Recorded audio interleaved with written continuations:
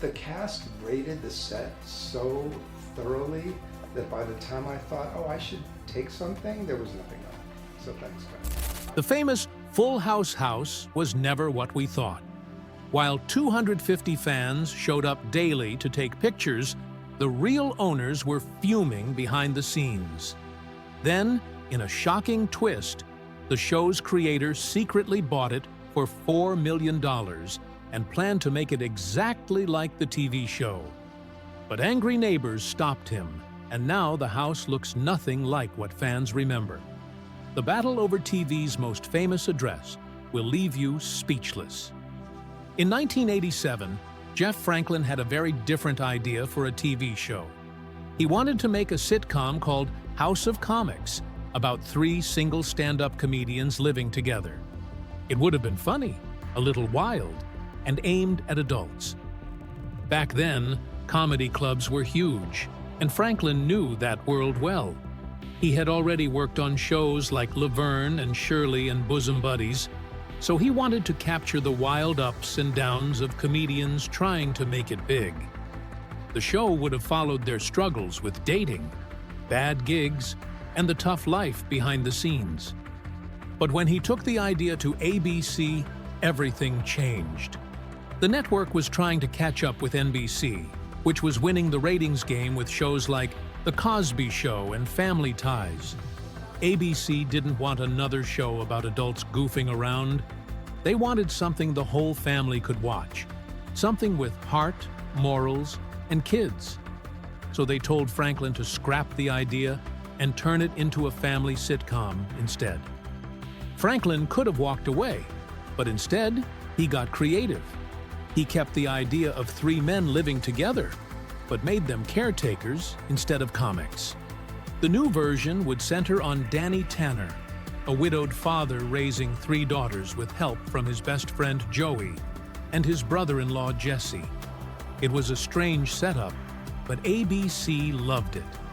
It had just the right mix of humor, love, and life lessons. Even the show's title got a makeover. Instead of House of Comics, Franklin called it Full House. The name came from poker. A full house is a strong hand, 3 of one kind and 2 of another. In the show, Danny's 3 daughters were the 3 of a kind, and Joey and Jesse were the pair. It was a clever way to describe this unusual little family, and it made the title mean something more. Franklin didn't throw everything from his old idea away. He still found a way to sneak in his love for comedy through the character of Joey Gladstone. Played by real-life comedian Dave Coulier, Joey was a goofy, lovable guy who never gave up on his dream of making people laugh. He did impressions, performed at clubs, and even had moments where he almost gave up. In one episode, comedy legend Phyllis Diller shows up and steals his spot at a gig, and Joey starts to question everything. That storyline came straight from Franklin's original vision. Coulier's background in stand-up made Joey feel real, even while surrounded by kids and hugs. Meanwhile, Bob Saget wasn't the first choice to play Danny Tanner. Before him, another actor named John Posey actually filmed the original pilot of Full House in 1987. Posey had been performing with a comedy group in Atlanta when an ABC executive spotted him and brought him to Los Angeles. He was told the producers had searched the entire country to find their perfect Danny. But later, he found out the truth. He was only the backup. Bob Saget and Paul Reiser weren't available, so Posey got the job by default. The show was picked up with Posey in the lead role. Everything seemed to be going fine. The young actresses playing the Tanner girls had already gotten close to him. But then, out of nowhere, things changed. Bob Saget's morning show on CBS got canceled, and producers jumped at the chance to bring him back. Posey was suddenly fired. He didn't see it coming. Nobody said there were problems, he remembered. Next thing I know, hey, you're no longer employed. While that change happened behind the scenes, another character was also quietly being reshaped. John Stamos had joined the show, but his role looked very different at first. He was supposed to play a character named Adam Cochran. Stamos didn't like the name. He asked to change it to Jesse. That request was granted, and the character became Jesse Cochran when the show premiered. But Stamos wasn't done yet. He wanted the character to reflect his real-life Greek heritage. His family came from the island of Santorini, and their original name was Stamatopoulos, so he asked the producers to switch Jesse's last name from Cochran to Katsopoulos. They agreed.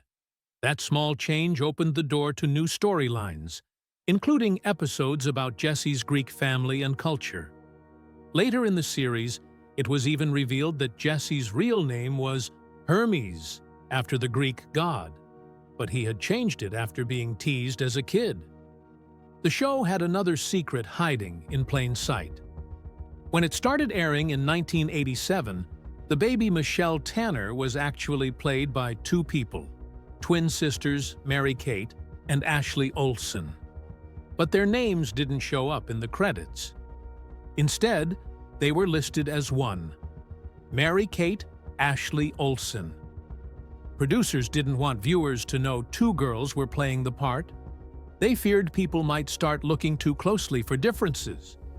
Using twins also helped with filming since child labor laws limited how long one baby could be on set. Still, small clues slipped through. Michelle sometimes switched hands when doing things because one twin was left-handed and the other was right-handed. It wasn't until the last season that they were finally credited by their real names. By then, it didn't matter. They were already stars. That shared role launched a billion-dollar empire. While the Olsen twins had to share a role, Jodie Sweetin had an unusual path of her own. Most child actors go through long auditions. Not her. She didn't even audition for Full House. Creator Jeff Franklin saw her on another show, Valerie, when she was just 4 years old. He instantly knew she was right for Stephanie Tanner. He even said he wanted to write for her. That was it. She got the part. Sweetin's performance made Stephanie a standout character. Fans loved her for her sass, her one-liners, and especially her catchphrase, "How rude!" Off-screen, her early life had been difficult. She was adopted at 9 months old by her uncle and aunt after her birth parents went to prison. But on screen, she brought something special. Her role became one of the most loved on the show and carried over into the Netflix sequel, Fuller House, years later. Then there was Lori Loughlin. When she joined the show in 1988, she was only supposed to be there for a few episodes.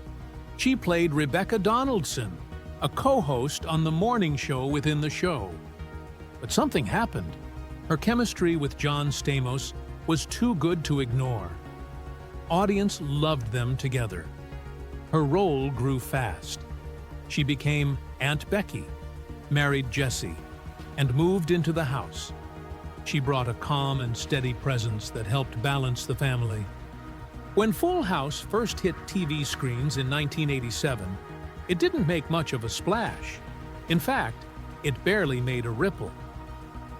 The show's first season came in at a lowly 71st place in the Nielsen ratings. One of the biggest problems was its time slot, 8 p.m. on the East Coast, a tough spot for any new series. Most shows wouldn't survive a start like that, but ABC didn't give up. Instead, they tried something different in the second season. They moved Full House to follow Perfect Strangers, a hit show already loved by viewers. It turned out to be the perfect move. Ratings jumped, and the show shot up to 28th place. In Season 3, it climbed even higher to 21st, and by the fourth season, it had broken into the top 20, where it stayed for 4 more years. At its peak in Seasons 5 and 6, it even made it into the top 10. What started as a near flop quietly grew into a massive success. While viewers were starting to fall in love with the Tanner family, Critics didn't see the charm. They were brutal. Some called it shallow. Others thought it was painfully sweet. And a few just called it plain bad. One even said it was a great argument for birth control. Critics gave the first season very low scores, and the reviews didn't improve much after that, but audiences kept watching. One big reason the show became so popular was a pair of tiny stars, Mary-Kate and Ashley Olsen. The twins were just babies when they were hired to play Michelle Tanner. At first, things didn't go smoothly. John Stamos admitted years later that he actually got them fired early on because they cried too much on set. But the producers brought them back almost right away. Good thing they did. As the seasons went on, the Olsen twins became fan favorites. Their little catchphrases like, "You got it, dude," turned into pop culture gold. Viewers couldn't get enough. By the time the show ended, the twins weren't just stars. They were a brand. They had movies, books, clothes, and more. What began as a shared role for two babies turned into a marketing empire. Even in its final year, Full House stayed strong. In its 8th and last season, it was still in the top 25, pulling in solid ratings. Part of that was the loyal fan base. After years of watching the Tanners grow, people wanted to stick with them until the end. The show was also a big part of ABC's popular TGIF lineup, and that helped too. The Olsen twins were now major stars, and their presence kept younger viewers watching. The show's style hadn't changed much. It still delivered the same mix of laughs and life lessons, but that was part of its magic. It made people feel good. Even though the cost of making the show had gone up to $1.3 million per episode, it still drew a crowd. The final episode pulled in over 24 million viewers, finishing the week in 7th place. That kind of staying power is rare, and it proves that, no matter what the critics said, Full House had won the hearts of its audience. During a long day of filming Full House back in 1989, things got a little strange behind the scenes. Bob Saget, John Stamos, and Dave Coulier were sitting around, waiting for the Olsen twins to finish their scene. Bored out of their minds, they noticed some whipped cream cans lying around, props for a birthday cake scene. That's when someone had a wild idea. They took the cans and started inhaling the leftover gas inside, hoping to catch a quick high from the nitrous oxide. It didn't go exactly as planned. Whipped cream sprayed everywhere, and they weren't even sure if it worked. But the moment showed just how different the actors were off camera compared to the squeaky clean show they were filming. That wasn't the only time things got weird on set. One day, the same three guys, Saget, Coulier, and Stamos, decided to drop their pants in the middle of a scene. It was just a joke to break up the tension and make the crew laugh. And it did. But they completely forgot that the young cast, including the Olsen twins and Jodie Sweetin, had monitors in their dressing rooms.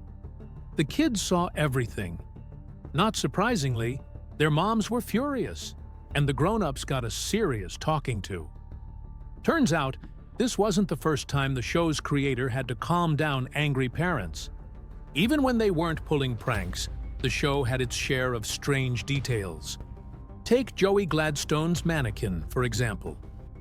In the first season, every time he appeared on screen, the mannequin in his room was wearing the exact same shirt he had on. It wasn't a one-time joke. This happened in every single episode. Nobody ever mentioned it. Not even once. But it was there, quietly matching him day after day, until Joey got moved into the garage and the mannequin disappeared. It was one of those weird little touches that most viewers completely missed. Behind the scenes, things weren't always smooth for the younger cast either. When Jodie Sweetin was 8, she had a big fight with Candace Cameron over who got to use the mirror first in their dressing room. Jodie got so mad, she grabbed a marker and wrote a curse word about Candace on the wall. The crew found it before anyone else did, and Jodie had to apologize to the producers and her co-star. The two girls didn't talk much for a couple of weeks after that, but years later, they laughed about it during a cast reunion, with Jodie admitting that was the first time she had ever written that word. And while the show was about three guys raising kids under one roof, that setup wasn't completely made up. Dave Coulier actually met Bob Saget when he was just 18. Saget gave him his address on a napkin and told him to call if he ever made it to LA. When Coulier did, months later, he crashed on Saget's couch for 2 weeks. Years later, when Full House began, Coulier moved into Danny Tanner's house on the show, just like he had moved into Saget's house in real life. They stayed close friends for decades, right up until Saget passed away in 2022. Back in 1987, when the very first episode of Full House was being filmed, something unexpected happened. John Stamos, who played Uncle Jesse, actually tried to get Mary-Kate and Ashley Olsen fired. The twins were just babies, only 11 months old, and they were cast to share the role of little Michelle Tanner. But during one key scene, where Stamos and Dave Coulier had to change Michelle's diaper, the babies wouldn't stop crying. It completely threw Stamos off. He got so frustrated, he told the producers to get rid of them. So they did. For a short time, 2 red-headed babies were brought in to replace the Olsens. But Stamos didn't like how the new kids looked on camera, and soon enough, the Olsen twins were brought back. That one decision could have changed everything. Not just for the show, but for the twins' entire careers. Years later, the world of Full House would be shaken again, this time by a public feud. In 2022, JoJo Siwa posted a TikTok that went viral. In it, she called Candace Cameron Bure the rudest celebrity she had ever met. The moment dated back to when JoJo was just 11 and asked Candace for a photo at a red carpet event. Candace said no. What seemed like a small moment stuck with JoJo for years. Then things got even worse when Candace, who was working at a new network, made a comment about wanting to focus on traditional marriage in holiday movies. As an outspoken LGBTQ+ advocate, JoJo was not okay with that. In 2024, she even said on a podcast that she wouldn't speak to Candace if they saw each other. A single red carpet snub had grown into something much bigger, a clash of values, and a reminder that words and actions in the spotlight can echo for a long time. While these headline moments were dramatic, there were also quiet tensions that lasted through the entire run of the show. Behind the scenes, the mothers of the child actors often raised concerns. They weren't happy with how the adult stars behaved during filming. There were complaints about off-color jokes, bad language, and an overall tone they didn't think was right, especially on a show built around kids. One serious moment happened in 1991 when Bob Saget reportedly made a joke that upset the mother of a young guest star. That led to a formal complaint and a mandatory sensitivity training for the adults. It was a constant challenge to keep the set fun for the audience while making sure it stayed respectful for everyone involved. As the show became more popular, a new problem popped up: competition for screen time. By the 6th season, the cast had started paying close attention to who had the most lines. John Stamos and Bob Saget argued with producers, both wanting bigger storylines. In one episode, a fight over who would deliver the episode's lesson dragged filming out by 4 hours. Even the younger cast members felt the pressure. Jodie Sweetin, who played Stephanie, said in an interview that she felt pushed aside as the Olsen twins became more popular. What started as a family show was turning into a quiet battle for the spotlight. After years of fame and pressure, Mary-Kate Olsen quietly entered treatment in June 2004. She was only 18. People had noticed something was wrong. She looked much thinner than her twin, Ashley. and had dark circles under her eyes. Her family was worried. Her dad even told her she'd have to gain weight to get her car back. Someone had to watch her during meals. She checked into Cirque Lodge in Utah, first for 30 days, but stayed about 45. She gained around 7 pounds there. Ashley played a big role in convincing her to get help, especially since they were both about to start college at New York University. After leaving treatment early, Mary-Kate continued care in both Los Angeles and New York. She had a solid team around her and kept working on recovery. Jodie Sweetin also faced her own battles. When Full House ended in 1995, she was just 13, and her whole world changed. Acting had been her life since she was 5. Suddenly, it was all gone. She didn't know how to handle the emptiness, so she turned to drugs and alcohol. For 15 years, she struggled. She used cocaine, ecstasy, and drank heavily. She said the worst moments weren't the dramatic ones, but the quiet times when she couldn't stand who she had become. By 2008, she decided to change. She got sober. Since then, she's been open about her story. She talks about it to help others feel less alone. Candace Cameron Bure went through something different, but just as hard. After Full House ended, she got married at 20 and moved to Montreal with her husband, Valerie Bure, a hockey player. It was a huge change. One day, she was a TV star. The next, she was in a new country trying to figure out who she was. That confusion turned into bulimia. She said it wasn't really about wanting to lose weight, it was about emotions she didn't know how to handle. Back when she was filming the show, producers and her family had protected her from body image issues. But after it ended, strangers would walk up and say things like, "Weren't you the chubby one?"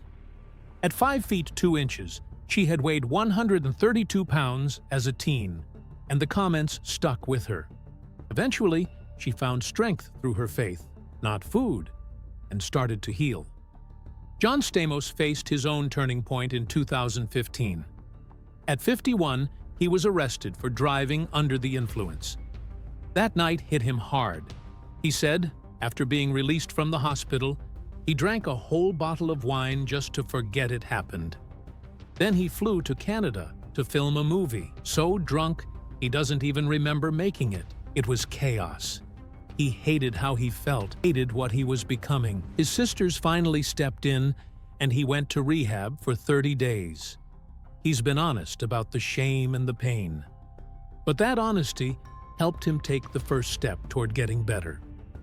For Bob Saget, the pain was always close, even when he made people laugh. While playing Danny Tanner, the loving dad on Full House, Bob was dealing with deep grief. His sister Gay had scleroderma, a painful disease that hardens the skin and organs. She died in 1996 at just 47. Bob said he could never forget what she went through. And she wasn't the only loss. His parents had already lost 4 children, including another sister who died from a brain aneurysm and twin brothers who died at birth. Bob used his pain to help others. He raised over $26 million for scleroderma research and made a movie about his sister's story.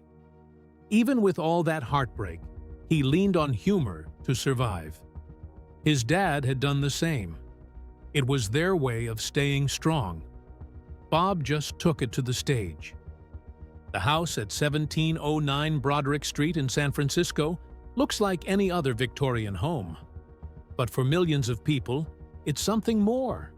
It's the house where the Tanner family lived in the show Full House, and later in Fuller House. Fans know it by heart. The gray facade, the red door, the way it appears in the opening credits. But the real story behind the house is a little more complicated. The house was built in 1883. At first, it was just another pretty home in the city.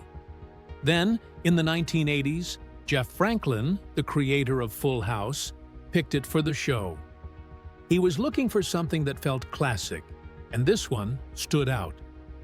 From that moment on, it became a part of TV history.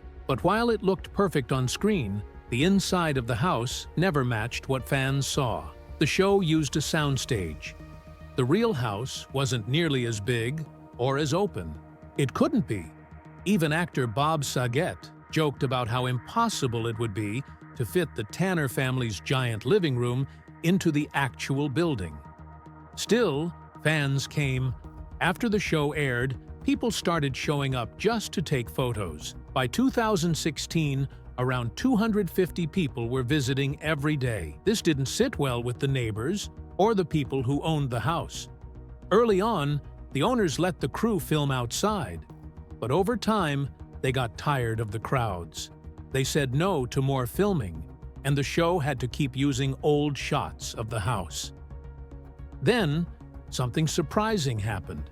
In 2016, Jeff Franklin bought the house. He paid $4 million for it. For him, it was personal. He wanted to keep it in the Full House family.